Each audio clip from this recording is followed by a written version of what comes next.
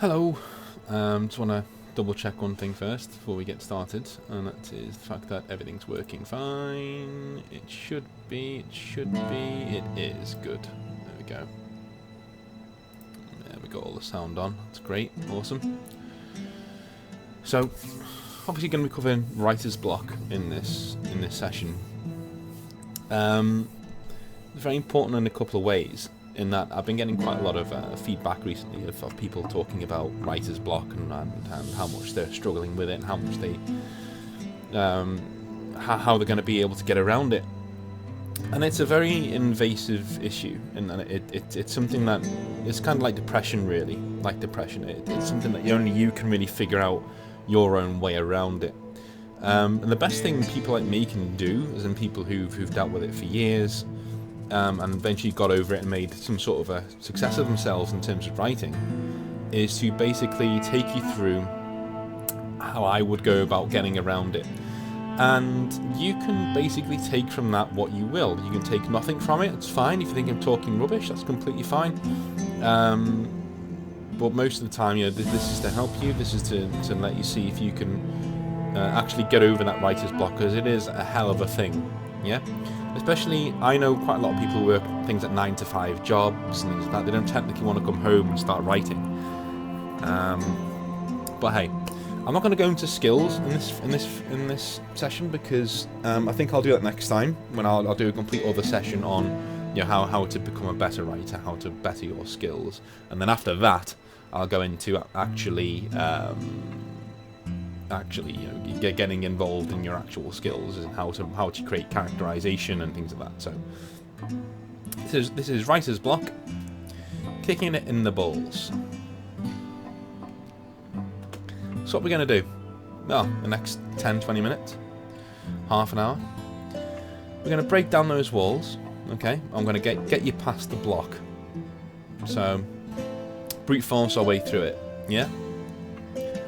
We're going to give you a little push out the door, similar to Gandalf and Bilbo back in the day. So give you a little push, just a little encouragement, just to get yourself on your way. And number 3, and in my thought process, it's the most important, is instill your ego. Having an ego as a writer is completely fine, and it's essential actually into producing good work. So first of all, what is it? What is writer's block? Well, number 1, it's a lack of motivation, frustration. Yeah. So if you work a job that is 9-to-5 or a very stressful job that you work all day, the last thing you want to do is come home and start typing, start writing, and start engaging your brain. Or at least you'd think so. You'd think so until you actually start writing, and I promise you, once you start writing, your opinion changes straight away. Number 2, well, nothing you do is good enough. Yeah, everything you write is crap. Everyone does it better. You're a hack, and you're just stealing everyone else's ideas, and people are going to see through you and laugh at you and never buy your stuff. Number 3, comparing yourself with other novelists. Yeah, you self-degrade. So, you read other people's and think, I'm never going to be that person. I'm never going to be a Neil Gaiman. I'm never going to be a Stephen King. They do such good work, and this is just awful. Look what I'm writing here. It's drivel. I wouldn't read this to my cat. Yeah, everyone does that, and it's one of the main symptoms of writer's block. Number 4, self-loathing through your characters. This is a very specific one, and it's one that is quite a new phenomenon in terms of writing, in the fact that you start to write characters that just don't inspire you at all. Yeah, and so your empathy towards them goes away, and your interest in them goes away, and in turn your interest in what you're writing goes away, which is a very, very, very bad thing. So that's a loose definition of writer's block. But the main symptom of writer's block is you have writer's block. You can't write. Yeah, you just can't write. That's the main symptom through all this. It's important that we know what writer's block is before we start trying to tackle it. And those are the 4 main key things that I felt when I've had writer's block that I'm going to try and talk you through. So how do we tackle it? Well, number 1, I want to reassure you a little bit. Yeah. Number 1A, read other authors' work. It's not mind-blowing. Yeah. I read the other day, through audiobook form, I read a book that people had told me was a work of genius, was Neverwhere by Neil Gaiman. And Neverwhere was certainly a decent book, and I really enjoyed it, and I would buy it if it was on a shelf, if I hadn't read it before, if I knew how good it was going to be. But it wasn't mind-blowing. Like, there was nothing in that I thought I couldn't do that. There was not one part of Neverwhere that I read when I was like, I literally could not do that. He's a genius. Yeah? Don't get me wrong. Writers like Neil Gaiman, they will come up with certain parts, with certain, bits of this story, where they convince you that they are geniuses because they do some really cool things. That's fine. But you can do that as well. It's not hard to do. Yeah? The skills of being a decent writer are not mind-blowing at all. The idea is more important. The idea is far more important, and your passion for the project is far more important than your lovely adjectives that you're going to throw into a sentence. Structure and pacing are very important, but your ideas and your passion are far more important. Okay, you need to be fully behind your own ideas, even when you have doubts, especially when you have doubts. Yeah, you need to be empowered enough to say, you know what, screw that. I'm actually going to write this. Screw that, I'm going to write it anyway, yeah? One of the main things you can do, if you're writing, and you don't essentially have writer's block, but if you're writing and you're not feeling it at the moment, but you still want to write what you're writing, walk away. Just walk away for a while, go to the pub, go speak to some friends, go watch TV, go listen to some music, do something else. Writing is not worth you smacking your head against the keyboard of a night, or whenever you do write, yeah? I would advise you to find a space that you're comfortable with, say a table or a nice surface, or you take your laptop outside or take it to the park or do something like that. Anything that you can do to put yourself in that headspace, you do. I mean, I'm quite happy sitting in my room. I sit in my room and I have my PC here, I have my, I've got all my mod cons around me, and I sit here and I write, and I have Wikipedia here if I need to look anything up that I might want to talk about that might not be good. I have everything here that I might want. So it's important for you to find your own space. It's really, really, really important to find your own space, and that space could be anywhere, but it needs to be somewhere where you're comfortable. Ideas take time, years in some cases. Okay. Stephen King, for instance, wrote The Gunslinger. He wrote the first few chapters of The Gunslinger and then proceeded to never speak about it ever again for the next 10, 15 years. And one day he came back to it, and he was an established author. He wasn't wildly successful, but he was doing pretty well for himself. Came into his garage and found the manuscript for the first bit of The Gunslinger. He reread it and liked it so much that he created the Dark Tower series out of it, which is now his magnum opus. So what I'm saying is that if you have a great idea, you don't have to do it now. There's no one over your shoulder like there was with Robert E. Howard, threatening him with an axe, saying you need to write this now or I'm going to kill you. For those who didn't know, the guy who wrote Conan the Barbarian actually had mental illness, and when he was writing Conan the Barbarian, he imagined that Conan was behind him ready to kill him if he ever stopped, which is quite tragic and funny at the same time. Typical Conan fare, but still, that's not happening to you. Okay, you ideas can take time, and it's completely normal for ideas to take years and years and years to come about into fruition. That's completely normal, completely fine.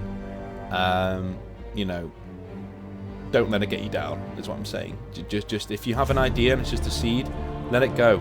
I've got a fantasy setting at the moment, a cyberpunk setting that's gone through about 9 iterations so far and keeps changing. But one day I will find the formula that I like and I will stick to it, and that'll be the one I go with. The fantasy setting that I've done has had, again, 7 or 8 different iterations. I've written hundreds of thousands of words for just the setting, not a story, just the setting. And it's like waves on a beach, yeah? They get closer in every single time before they pull back again. And that's completely normal. Completely normal. How do we tackle it? Number 2, just do it. Yeah? The most important lesson in writing is to start. And I promise you, once you start, 9 times out of 10, your writer's block will evaporate into thin air. Because you will get going, you will get that spark, you'll get that flow, and you will just start writing. Yeah? But the second part of this melts into that very easily, and that's your first draft's going to suck, but it's the most important draft. It's the rawest draft. Yeah? It's going to be absolutely terrible, your first draft. Every single first draft I've ever made that my editors looked at and looked at me quizzically, well, what is this? Has been terrible. But the spark of an idea has been there, and you latch onto that and you make it, you know, so that eventually you can get your... Sorry, somebody else who talked to me about writing is onto me there. What was I saying? Oh yes. So the spark of an idea has got to be there, yeah, and it will be there if you've written a first draft, but it will always be awful. That's why we have editors. That's why we have proofreaders. Okay, no one's expecting you to write War and Peace straight out the gate. No one's expecting you to get all of your, you know, your pacing right, your characters right, everything spot on. You will make mistakes. You will make missteps. That's completely fine. That's completely normal. It needs to be raw. You will refine it later. You will come back later. And Neil Gaiman has a really good quote on this that I'm going to share with you now, and there's some more quotes I'm going to share of his later. In that, you know, your second and third draft are the process of making it seem like you knew what you were doing all along. When you didn't. You're just making it up as you go. But you need to seem like you knew what you were doing all along. That's not what your first draft is for. Your first draft is the most enjoyable draft. Yeah? It's the most enjoyable. You're going to just spew out all these ideas, have fun with it, see where it goes, see where it takes you, and then the hard work begins. Then begin to refine it. The writer's block comes into it with your first draft. Yeah? It doesn't come into it with your later drafts. It comes into it with your first draft. Because in your later drafts, all you're doing is refining it, taking things out, adding things here and there. The main issue with the writer's block is your first draft, starting it and finishing it. So just know, it doesn't have to be perfect. It doesn't even have to be good. As long as the idea is there and the passion is there, you can refine it later. I shit you not, the amount of actual books that I know for a fact people have written in the past and have been absolutely terrible in their first iterations, and they've been saved later on through editing. The Star Wars script, for instance, it's a piece of literature, same like everything else. It was an absolute mess before it was edited. Yeah, Luke Skywalker was a 50-year-old man before it was edited. So just take that into account for a little bit. Number 4, this is the most important one. Push through the doubt. If you feel it, then take a break and come back. There's no shame in that.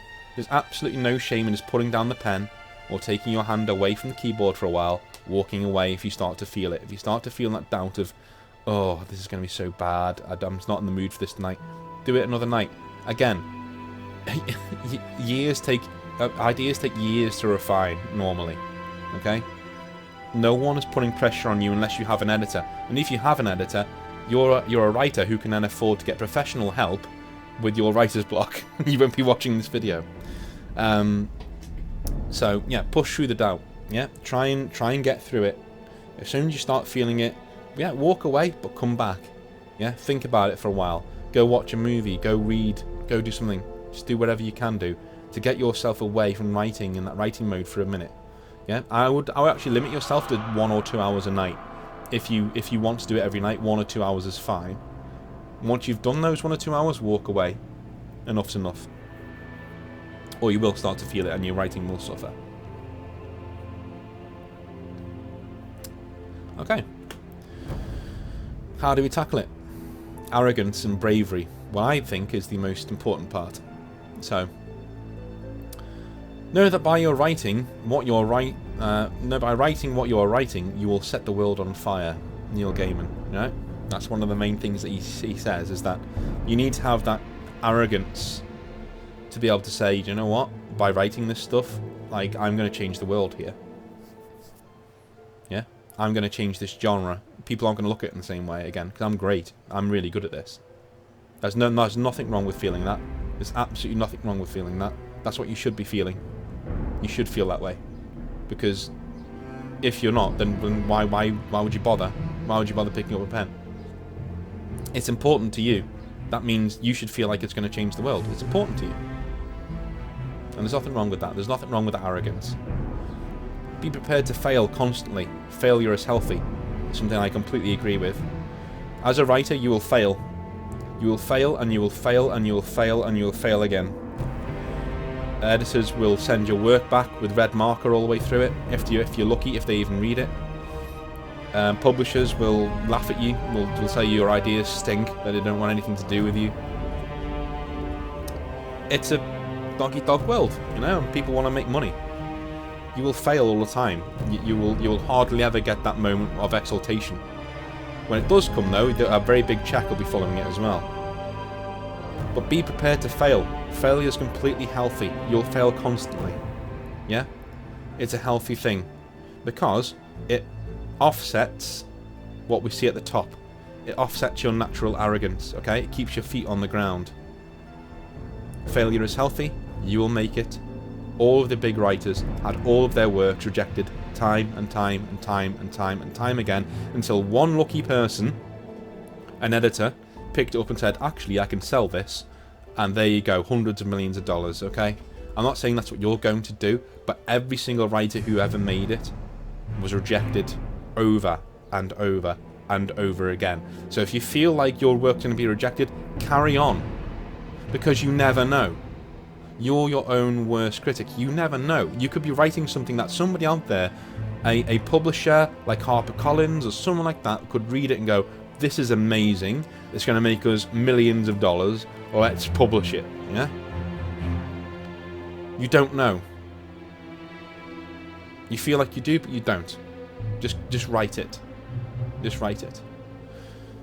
A bit of pat on the back time here. I did once meet Stephen King. So this was when I was in England, and it's a few years ago now, actually. Now I think about it. But I did ask him when I did meet him. I only got one. I got like two minutes with him, and I said, you know, how can I define myself as a successful writer? And he told me this. He said, if anyone anywhere has paid for or complimented your work, you're a successful writer. You know, if anyone's ever paid you for the words that you write, or if anyone said that hey, you made my life better through the words that you write, you're a successful writer. You've joined the club. That's it. That's all it takes. Now, financially, if you want to make a career of it, then obviously it takes a little bit more than that. But if you just want to be a successful writer, and this is from the king of fantasy fiction, basically, you know, especially horror as well. That is your mark of your success. I'm sorry if you can hear a dog downstairs. That is the mark of your success. That's all you need. You need to be paid for it, even if it's 2p. You know, 10 pence, £1, whatever. And if somebody's complimented your work, so it's helped me in my life, you're a success, man. You're a success. Well done. Number 4. Have the arrogance to know you're right. Yeah? Take opinions on board, sure. But know, and this is very important, know that a lot of feedback you're going to get may be from people who don't like your genre or characters. They don't represent the status quo. I get feedback like this all the time, saying I don't like the characters, I don't like the way they talk, I don't like the world, I think, you know, I don't really like the way that swords work in this, I don't like the way gunpowder works in this. I don't care. I don't care. It's not your world. It's mine. It's my voice. My world. My writing. My story. Yeah? I'm inviting you in. If you don't like it, go somewhere else then. It's fine. That's fine. But always remember, and this plays into the arrogance, those people don't represent the status quo. Right? Just because they say, if I picked it up in a bookstore, I'd put it back, I wouldn't buy it. Okay, good for you. Go buy something else. But there will be someone next to you who will buy it. Yeah? And then they'll tell their friends how good it is. Then they'll buy it. Then they'll buy it. And I bet you'll come back around again, because my writing's that good. I bet so many people will buy this that you will be won around. Yeah, have that arrogance. And it's true, they don't represent the status quo. These aren't people who, just because one person says to you that they don't like your genre, or they don't like the characters in your book, or they don't like the way that swords work, they don't like the way that magic works, or they don't like the way that the sky is pink in your world, doesn't matter. Because there will be people in your world who, in the real world, who do. Who are like, oh yeah, this is great. And all you need is 1 in 10. All you need is 1 in 10 people who pick up your book at the bookstore to go, do you know what? This will do me. I'm buying this. That's all you need. That's all you need. Yeah? To make a career out of writing, that's all you need. 1 in 10. But just bear in mind that when you get feedback, a lot of the time the positive feedback may also be 1 in 10. But again, they don't represent the 9 don't represent the status quo. They really don't. Number 5, only use advice that is about the process, structure, flow, characterization, and so forth. Yeah? If somebody comes to you and says, orcs shouldn't be acting like that, just say, okay man, thanks, and then just carry on with what you're doing. Because it doesn't matter what he thinks about what orcs do, it's your world, it's your story, you do what you want. The advice that you should take on board is from seasoned writers who know the process, the structure, the flow, the characterization, how things should work, how things should be structured in your story. Those people are the ones you want to listen to. Those are the people like Neil Gaiman, like Stephen King, like all the writers that have actually made something of themselves, who will read your work and give you really good, breakdown feedback on how things should be working out.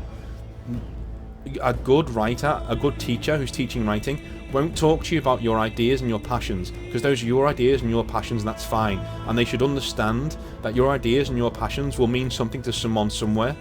Yeah? The only thing they should be talking to you about is structure, flow, characterization, the actual structure, the building blocks of a story, how you write a story. That's what they should be talking to you about. Yeah? What orcs do, whether they can mate with humans or not, is nothing to do with them. Yeah? If you're going to give someone advice about writing, make sure it's technical, make sure it's going to help them get their foot in the door of an editor somewhere. That's it. Because you have no business whatsoever telling them what to and what not to write. That's true. That's not even an opinion. That's true. That's just writing 101. So if you ever get advice from people saying, oh, I don't like the way the elves are flying in your setting, okay man, fine. Enjoy Lord of the Rings. Bye. Yeah? Flitter them away. Don't even say thank you for your feedback. I'll take it on board. Just lie. I'll take it on board. Thanks. And then straight after that, if somebody else comes along and says, hey man, the flow doesn't quite work in these three paragraphs, listen to that advice. That's the advice that's going to get your work on the desk of a publisher. That's going to impress them. That's the advice. Because the minute you start backtracking on your own ideas, you betray your own world and you betray yourself. Your ideas are sacrosanct. Have the arrogance to tell other people to piss off. In conclusion, be ready to push past the doubt, yeah? After 5 minutes, I swear to you, after 5 minutes writing, you will feel differently. 9 times out of 10. If you have writer's block, just start. Yeah? Be ready to just push past it. Give yourself 5 minutes to write and doing nothing else but writing. Just 5 minutes. And I swear you'll be there for an hour. Writing. I promise you. 9 times out of 10. Don't delete things. Don't delete things. Keep going. Accept you are going to fail. The best writers in the world write for themselves rather than anyone else. This isn't a job to you yet. You've not been paid. Just enjoy it. It's a hobby. Yeah? Enjoy the fact that you have this skill. It's an amazing skill. Enjoy the fact that you have it. Just write. Just write. You're going to fail. Everyone fails. I fail on a daily basis with my writing.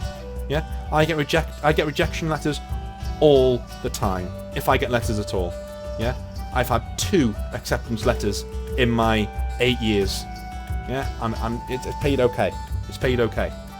It's actually paid, yeah, it's paid well. Yeah? Got me through university and all that. But that doesn't mean it's ever going to get better in terms of failing. You will always fail. But it's not a job. Just accept that for now. It's not a job and enjoy it. Don't delete what you've written. This is a first draft. If what you've written is completely bonkers and you were drunk, then yeah, fair enough. Delete it, start again. But if you're saying things from the heart, as long as it's coming from the right place, just don't delete it, keep going. Yeah? Number 3, have the arrogance to know your story, vision and voice. Don't break them for anyone. Don't break them for anyone. There's a point, there's a reason why you're writing. It's because you have the passion. You have that vision. Yeah? You know exactly what you want to do with your story. So don't take any advice from anyone on that. Okay? If you get it, what you should do is take on board advice about technical skills, structure, pace, flow, and characterization. Critiques on your world, story, and more personal things are useless. They don't represent the status quo. Yeah? I've seen some wacky things get published. I've had friends who've had some wacky ass ideas who have been published. Okay? And are now writing full time. I want to teach, which is why I'm doing this. But I've known friends who, they've gone on and done great things, and their worlds are bonkers, and they're something that I wouldn't read in a million years. But when they asked me for advice, I kept my opinions about their world, their characters, and their story to myself, and I told them how to write a proper story in terms of flow, pace, characterization, and structure.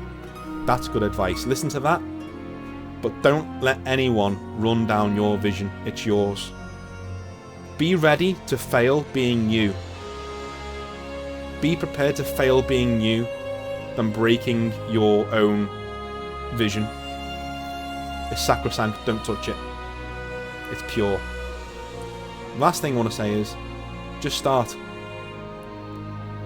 If you've gone over this video, please just start writing. Just start writing. There's no reason to not. You've got a story in you. Everyone does. Everyone who picks up a pen or starts typing has a story in them.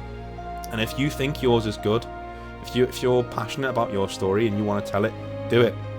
Do it. I don't care if it's the most bonkers, stupid thing in the world. Make sure you put your voice down to paper, because that's what we need more of. It's people like you who just want to tell a good yarn, tell a good story. And if you have need any advice, need anything at all, my email's here. Email me and ask me. I don't charge. Yet. Anyway, the dogs are barking downstairs, so I'm going to leave it there. But thanks for watching. And I will speak to you guys soon. And remember, keep writing. Keep writing, keep writing, keep writing, keep writing, keep writing, keep writing. See you later.